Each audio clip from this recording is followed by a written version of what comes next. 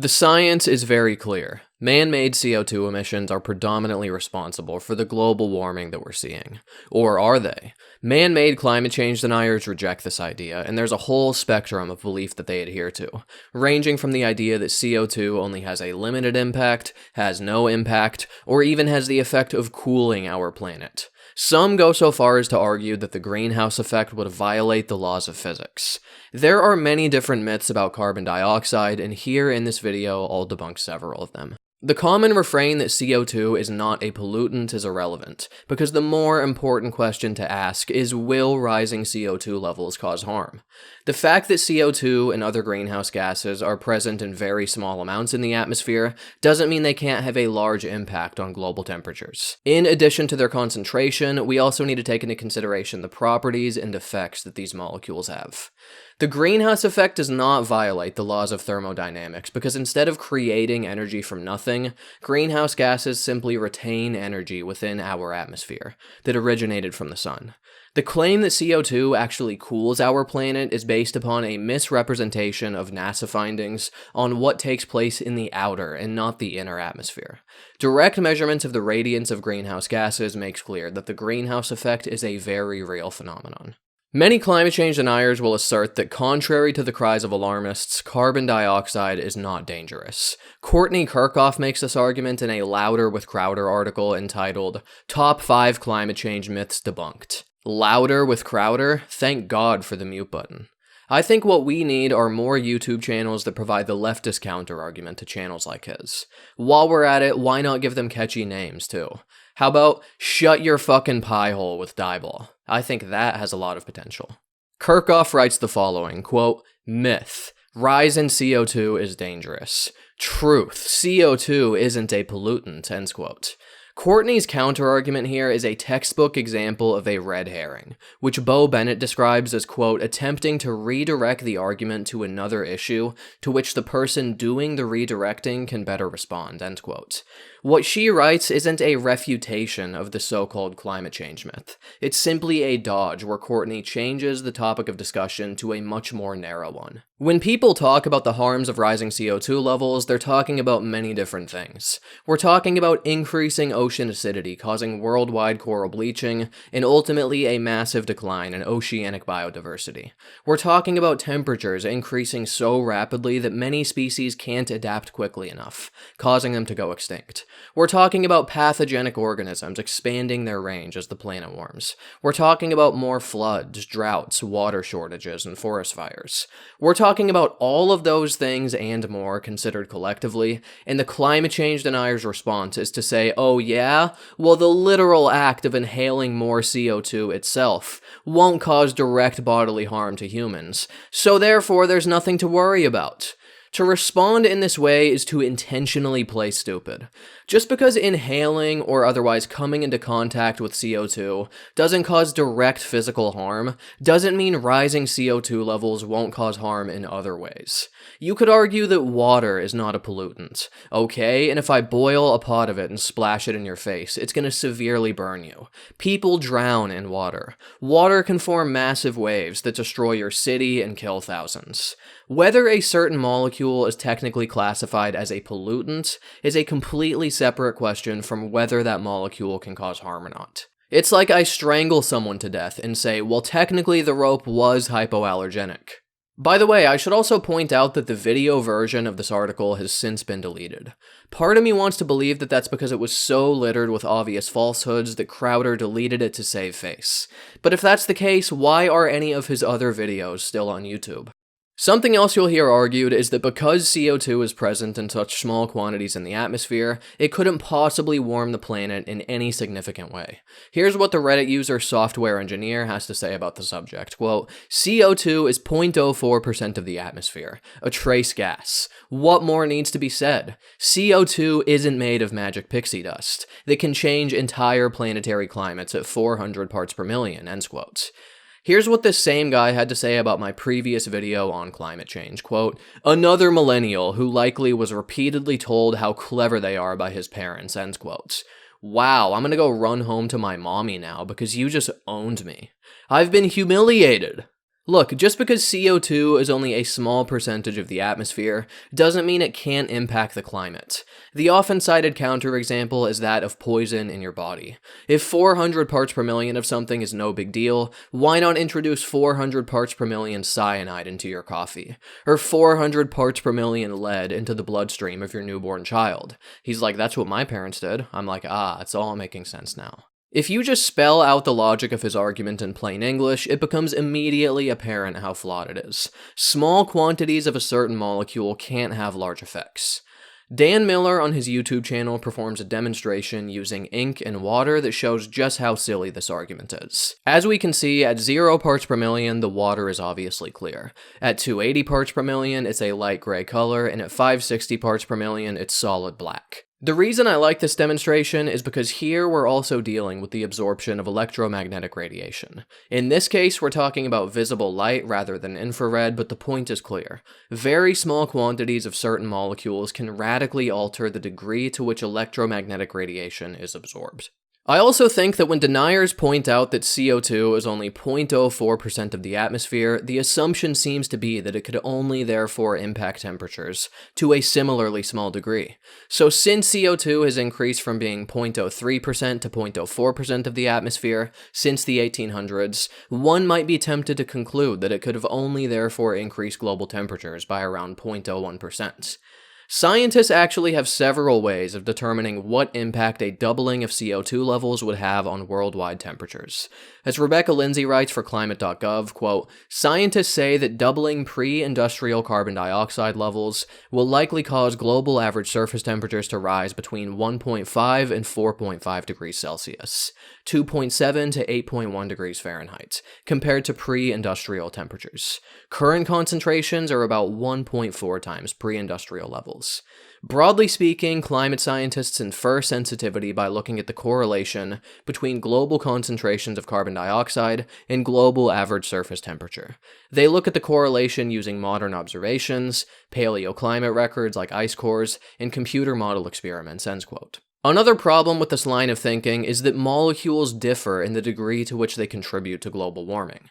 The University of Michigan's Center for Sustainable Systems shows us the global warming potential that different molecules have, with global warming potential being defined as, quote, "the relative effectiveness of greenhouse gases in trapping the Earth's heat over a certain time horizon," ends quote. CO2 is typically used as the baseline and therefore has a global warming potential of 1. The global warming potentials of other greenhouse gases are much more pronounced. Methane, 25. Nitrous oxide, 298. CHF3, 14,800. And sulfur hexafluoride, 22,800. So the point is, it's not just the concentration of molecules that matters. We also need to take into consideration the properties and effects of these molecules. Simply saying that 400 parts per million is a small number proves absolutely nothing.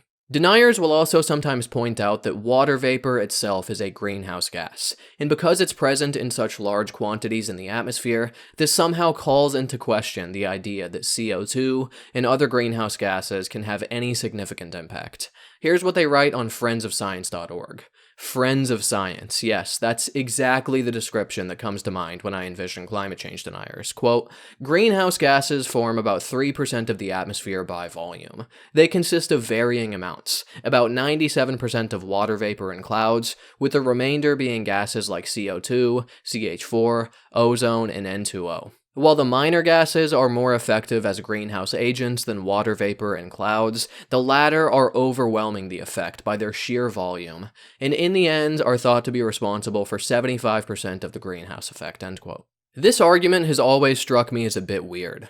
You say we should worry about man-made greenhouse gas emissions, but water vapor is by far the most abundant greenhouse gas. Okay, well, it's not like we're intentionally bringing comets from outer space into our atmosphere and vaporizing them, thus directly increasing the concentration of water vapor. So what relevance does that even have? It's these other greenhouse gases that we're emitting into the atmosphere through our actions. So since they're the ones ones whose concentrations are increasing, they're the ones that are going to be increasing the temperature of the planet. Not only that, but when you warm the planet by emitting these other greenhouse gases, you also ultimately do end up increasing the atmospheric concentration of water vapor. As the Union of Concerned Scientists writes, quote, "A vicious cycle exists with water vapor in which as more CO2 is emitted into the atmosphere and the Earth's temperature rises, more water evaporates into the Earth's atmosphere, which increases the temperature of the planet. The higher temperature atmosphere can then hold more water vapor than before," ends quote.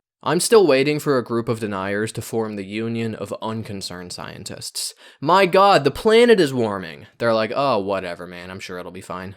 They tell us that water vapor is the greenhouse gas that's seriously driving the greenhouse effect. Okay, well, even using your logic, we are increasing the concentration of water vapor, so now what?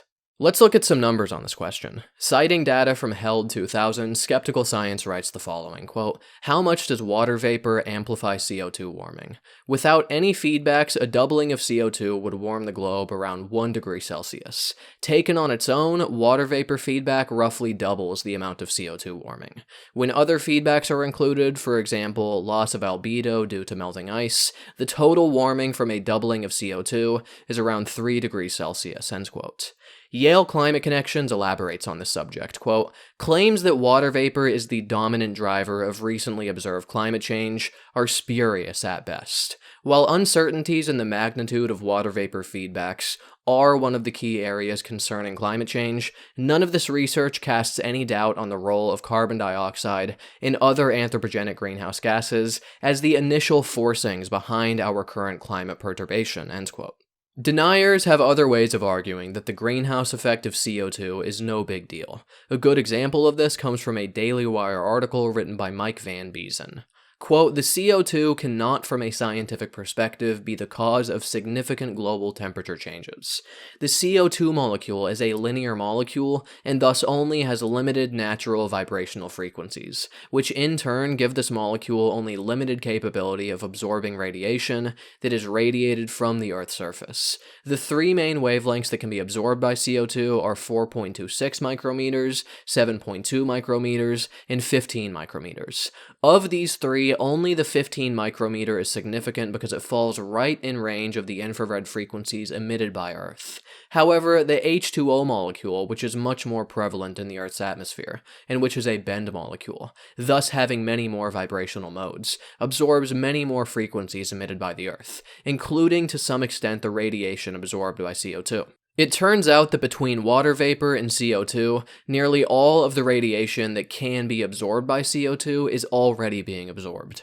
Thus, increasing the CO2 level should have very minimal impact on the atmosphere's ability to retain heat radiated from the Earth," ends quote. This is one of those arguments that might seem convincing and intimidating on first glance because it's replete with scientific terminology and appears to have been written by someone who knows what he's talking about. But if you carefully break down and think about what's being said here, it really makes no sense. By the way, in the article, Van Biezen is quick to describe himself as a data analysis expert. If there's one thing climate change deniers love, it's finding a person with scientific credentials who agrees with them. They will give that guy a megaphone, publish his articles. I've even heard that Dennis Prager will personally give him a back massage. Sure, you can find deniers with a scientific background, but I never find myself feeling impressed by this. I'm like, oh, I see you're an earth science professor and you're wrong. Cool, now I know 2 things about you. Quote, "It turns out that between water vapor and CO2, nearly all of the radiation that can be absorbed by CO2 is already being absorbed. Thus, increasing the CO2 level should have very minimal impact on the atmosphere's ability to retain heat radiated from the Earth," ends quote. I'm no atmospheric scientist, but this seems like complete nonsense to me. If there are more molecules of CO2 being added into the atmosphere, this is going to increase the amount of radiation that's absorbed and re-emitted, because there are more CO2 molecules capable of doing the absorption and re-emission.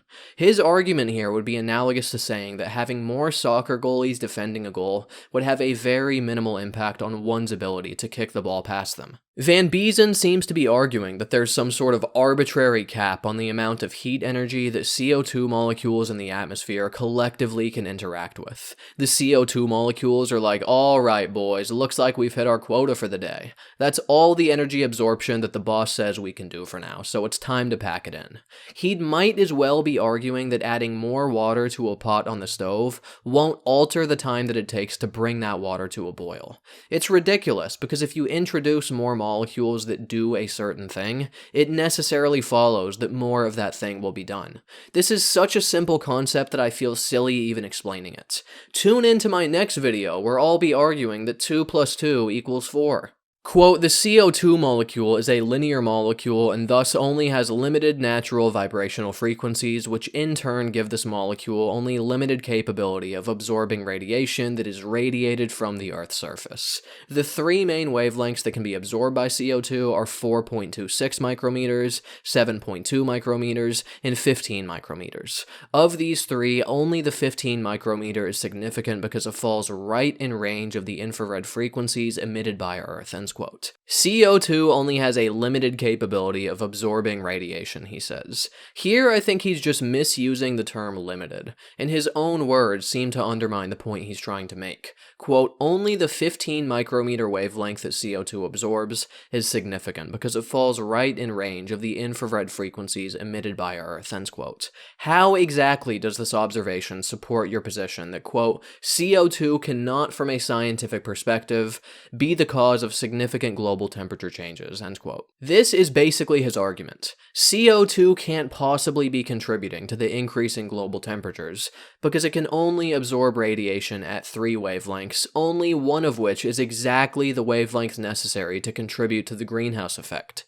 It'd be like saying, there's no way my gamma ray cannon is what killed that guy, because it can only fire pulses of gamma rays at 3 different wavelengths, only one of which is perfectly capable of killing humans, in exactly the way that this guy died. I'm sorry, but if the gamma ray cannon was switched onto that wavelength, pointed directly at the guy and fired, there's no sensible way you can argue that it wasn't responsible for killing him. And it's pure irrelevant obfuscation to point out that there are other wavelengths that the cannon is capable of firing at. All Van Biesen is doing here is muddying the waters. Some deniers go so far as to argue that the greenhouse effect itself is impossible, because it violates the laws of physics. Here's what they write on ilovemycarbondioxide.com, quote, in essence, the widely accepted greenhouse forcing creates energy from nothing. Greenhouse forcing effectively states that carbon dioxide and other trace gases re-emit infrared radiation, one tiny step after another, all the time increasing Earth's atmospheric temperature. This effect has never been proven because it does not exist, cannot exist.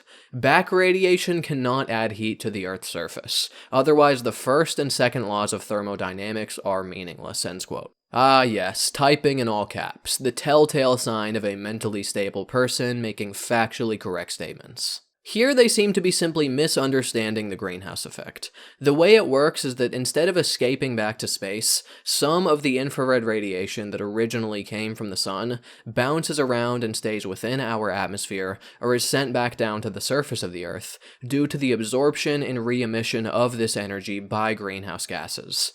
What they argue here is that heat energy is being created from nothing. The way it actually works is that energy which originated from the sun is simply being contained within the atmosphere due to the presence of molecules that do the containing. Greenhouse gases aren't creating heat, they're retaining heat. If greenhouse gases violate the laws of physics by trapping heat, then so does your thermos when it keeps your coffee warm. I wish it was that easy to violate the laws of physics, because that way I could travel back in time and slap you before you made this stupid argument. They go on to reference a scientific paper by Gerlich and Schuschner which they claim falsifies the greenhouse effect of CO2.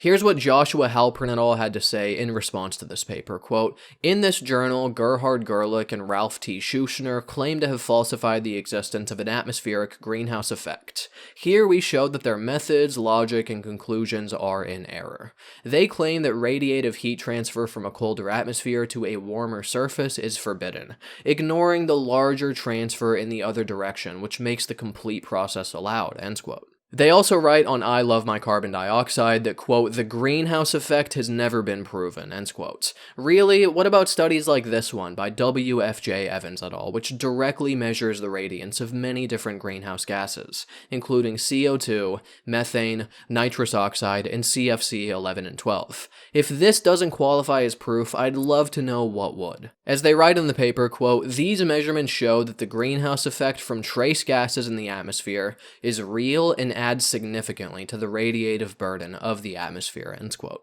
Peak denialism is reached when deniers claim not only that CO2 is not a greenhouse gas, but it actually has the net effect of cooling the planet. Here they're not only denying reality, but they're completely turning it on its head. In a cold climatechange.com article, they call into question, quote, the assumption that carbon is a warming gas that is heating the planet. Every Democrat would bet their political lives on this. Unfortunately for them and all the rest of us, is we are living on a cooling world, not a warming one.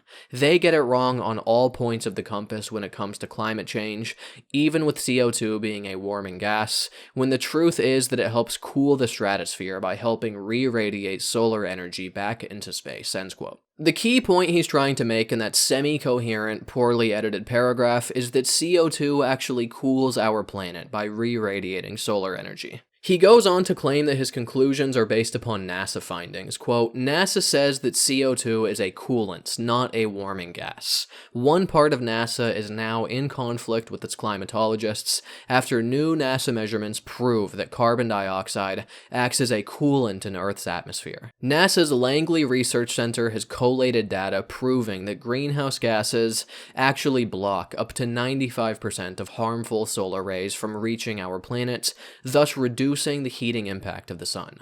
Carbon dioxide and nitric oxide are two substances playing a key role in the energy balance of air above our planet's surface, tending to cool, not heat, end quotes.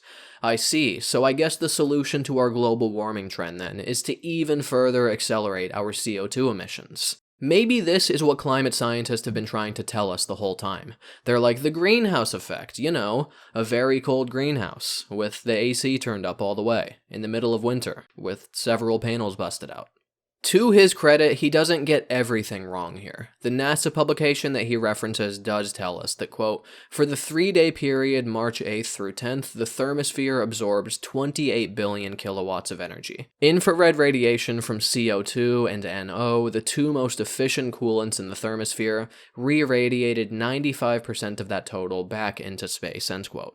Pff, yeah, right, like I'm gonna trust those fraudsters over at NASA. Wait, what's that? I can spin their data to support my views? Yeah, man, really good stuff from the people over at NASA. Here's the thing, NASA is talking here about what's going on in the thermosphere, one of the outermost layers of the atmosphere. When we talk about the greenhouse effect, we're talking about what goes on in the troposphere, the innermost layer of the atmosphere. So this guy's confusing one process in one section of the atmosphere with another process in another section of the atmosphere. Even Anthony fucking Watts of whatsupwiththat.com, a notorious hub of online climate change denialism, wrote a scathing article debunking these assertions about CO2 being a coolant. Quote, some really bad mangling of the intent of a NASA press release is getting some traction.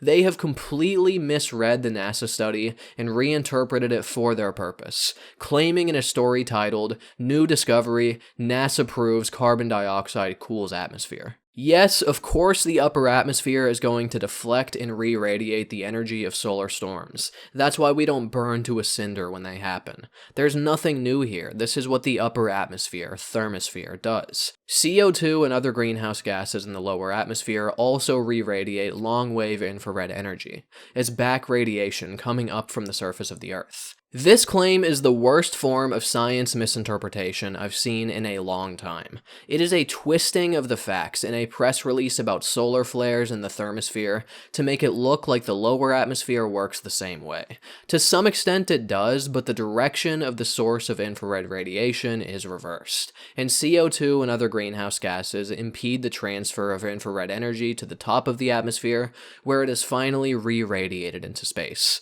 Without greenhouse gases, the lower lower atmosphere would be very cold. If there are any people in the anthropogenic global warming debate that deserve the label deniers, surely this advertised denial of the existence of the greenhouse effect must qualify, end quote.